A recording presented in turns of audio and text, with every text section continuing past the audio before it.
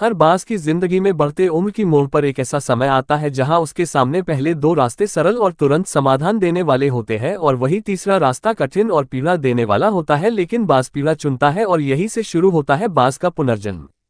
हमारे जिंदगी में कई ऐसे मौके आते हैं जब हमें परेशानियों का सामना करना पड़ता है। कई लोग तो जीवन में संघर्ष कर आगे निकल जाते हैं और कई अपने हालातों से हार मानकर खुद को जिंदगी के हवाले कर देते हैं। ऐसे में हमारी जिंदगी और हमारा खुद का कोई वजूद नहीं रहता। दुनिया उसी को सलाम करती है जो अपने कलाम खुद लिखते हैं। सिर्फ इंसान ही नहीं, कुदरत में हर प्राणी के साथ ऐसा होता है।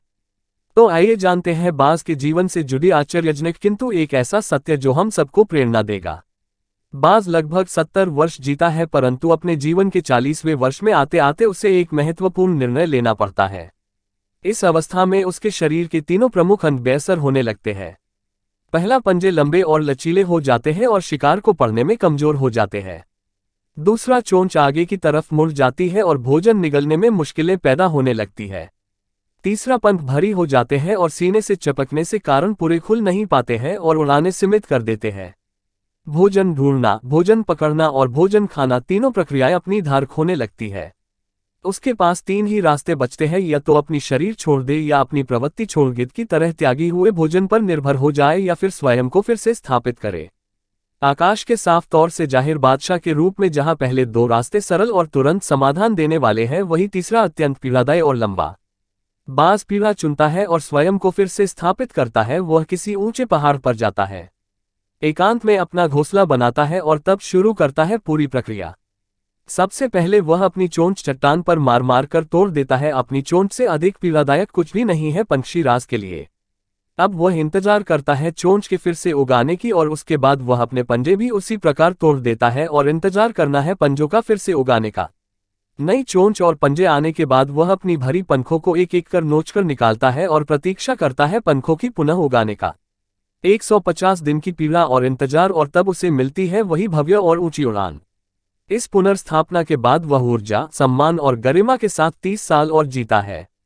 आपने कई बार ये सुना होगा, भगवान भी उसी की मदद करते हैं जो अपनी मदद खुद करता है। आज आपको इसकी मिसाल मिल गई होगी। जैसे बाज संघर्ष करता है 150 दिन तक और भगवान उसका संघर्ष बेकार नहीं जाने देते, उसको नई जिंदगी देकर कुदरत हमें सिखाने बैठी है। जैसे पंजे पकड़ के प्रतीक है, चोंच सक्रियता की और पंख कल्पना को स्थापित करते हैं।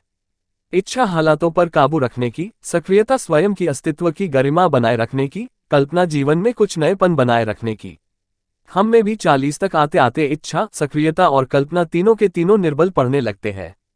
हमारा व्यक्तित्व ही ढीला पड़ने लगता है। आधे जीवन में ही जीवन खत्म होने जैसा लगता है। उत्साह, आकांक्षा, ऊर्जा नीचे की ओर जाने लगती है। हमारे पास भी कई विकल्प होते हैं, कुछ सरल और कुछ पीड़ादायक।